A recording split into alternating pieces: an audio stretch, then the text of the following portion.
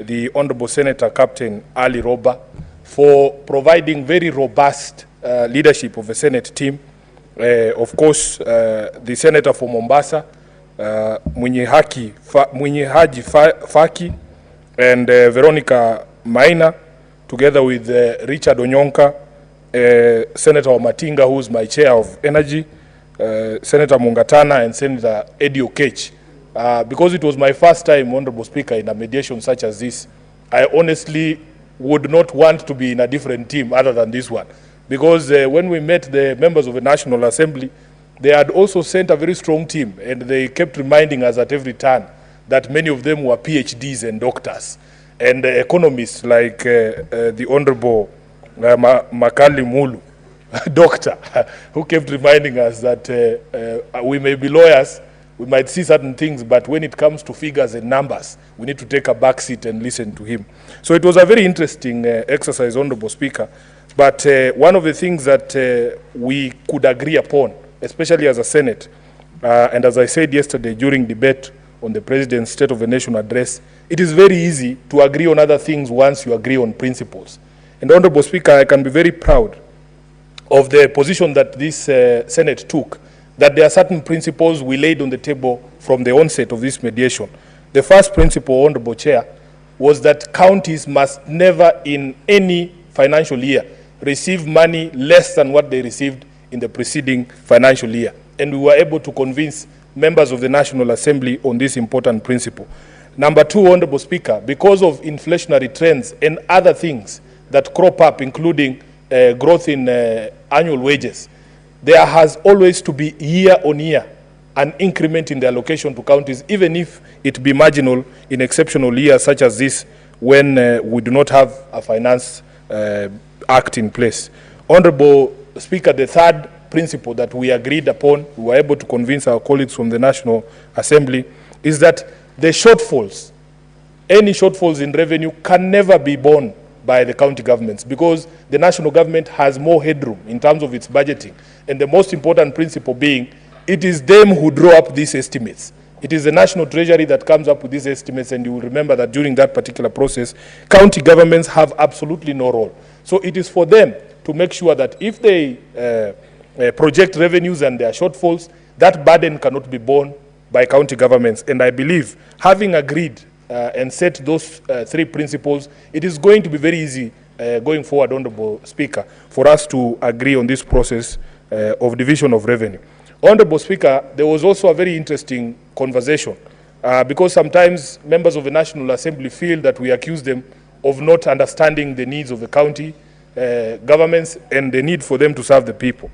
One of the things we agreed in this mediation was that there are no Kenyans who belong to county governments and Kenyans who belong to the national government. That all Kenyans belong to all these governments, the 47 county governments and the national government. And that in fact, your ordinary Kenyan, the people of Mathare, a voter in Mathare, does not care who comes to repair a bridge that has been damaged after a flood. They just want the bridge done. So this backpassing and blame just want work to be done. And it was interesting because that conversation was being had roads. Honorable Speaker, it is an acknowledged fact that there are certain classes of roads that belong to county governments or are the responsibility of county governments. And this tussle between the National Assembly and the county governments does not help anyone. Honorable Speaker, you live in Nairobi, and you all the time remind me that your children voted for me. They are complaining, Honorable Speaker, about the state of the roads in Nairobi. Everybody is complaining about the state of the roads in Nairobi, all across. Senator Sifuna, I live in Meru, where you are. I live in Meru. My children go to school in Nairobi and live in Nairobi.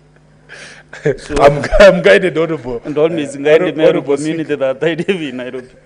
Honorable Speaker, okay, we are very proud as a county because we know we host all the senators wherever they come from, and complaints have been raised about the state of the roads in all of our areas. Honorable Speaker, in Kilibani, in Hurlingham, you go to Isili, the state of the roads in Pipeline in other areas of Nairobi is so bad. And every time you bring this question up, the governors are always going to hide behind the dispute of the RMLF. In fact, yesterday, Honorable Chair, we had the opportunity to sit with the chair of the Transport Committee of the Council of Governors, the Honorable Governor for Wajir, Ahmed Abdullahi. And you know, during the mediation, the members of the National Assembly gave us as a Senate an assignment to take a message to the Council of Governors that if it were possible for them to sit down and have a discussion and try to mediate that issue out of the courts, it would be helpful to the common wananchi. I want to report to the members of this House and the members of the National Assembly need to know that we did take that message to the chairperson of the Transport Committee of the Council of Governors.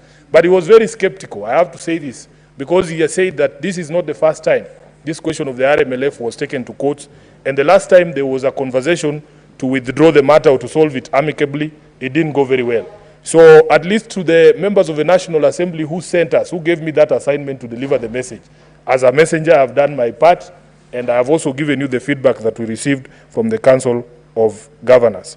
Honorable Speaker, allow me to also say that in the course of those proceedings, we in the Senate raised very serious objections about the separation of powers between the three arms of government. We want to continue to urge members of Parliament especially to remember that the law-making process and the budget-making process is a constitutional responsibility of Parliament. And we must never appear to cede that responsibility to any other arm of government, and especially not to the executive.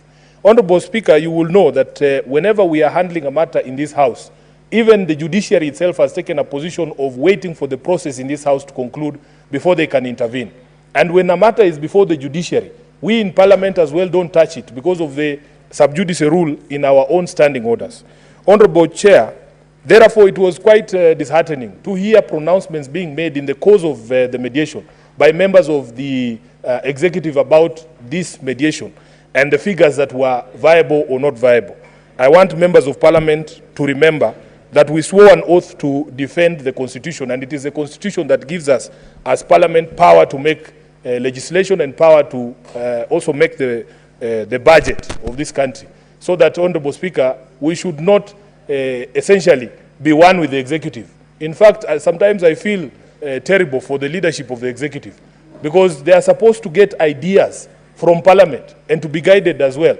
But if we are a House that only waits for the President to say, we go left and we go left, we go right and we go right. If today he says this House is bad, we all clap and say it's bad. If he says we are now good boys, we all stand up and clap. It's not supposed to be like that. We are doing a disservice to the head of state. And I want to encourage him. I think now he knows. I think now the head of state, Honorable Speaker. I cannot see an intervention on a point of order.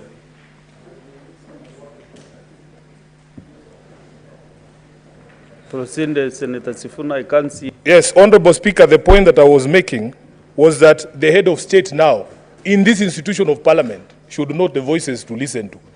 I think he should spend more time with Senator Onyonka. He might be able to guide him more better than some of the voices he's listening to in the House, because they are not telling him the truth.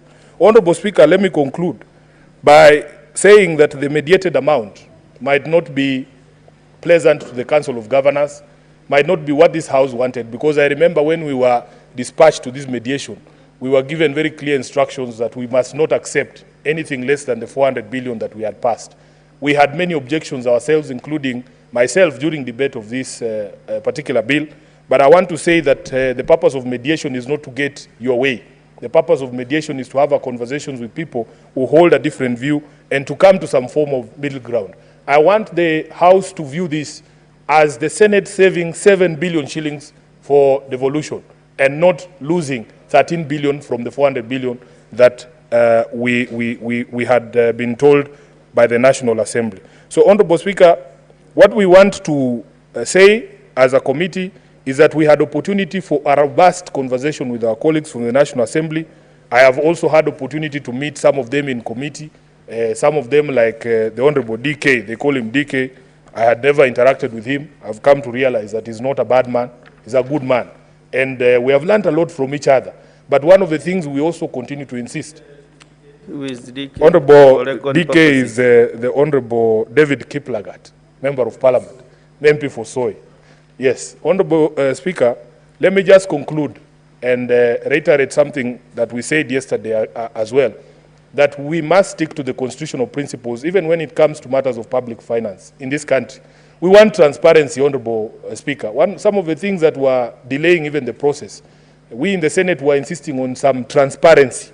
For instance, we were asking if the finance bill of 2024 was supposed to raise an additional 380 billion, we need to be shown the programs for which this money had been planned, so that we see if we have lost the entire 380, which programs were there for devolution that we can remove.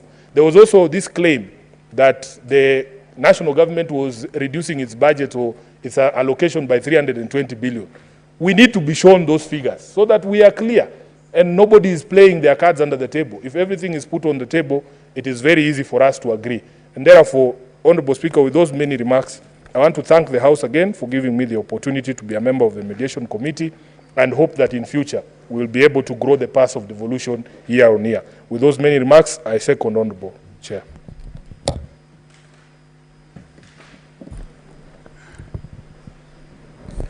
Honorable Senators, I propose the question that the Senate adopts the report of the Mediation Committee on the Division of Revenue Amendment Bill, National Assembly Bills number 38 of 2024,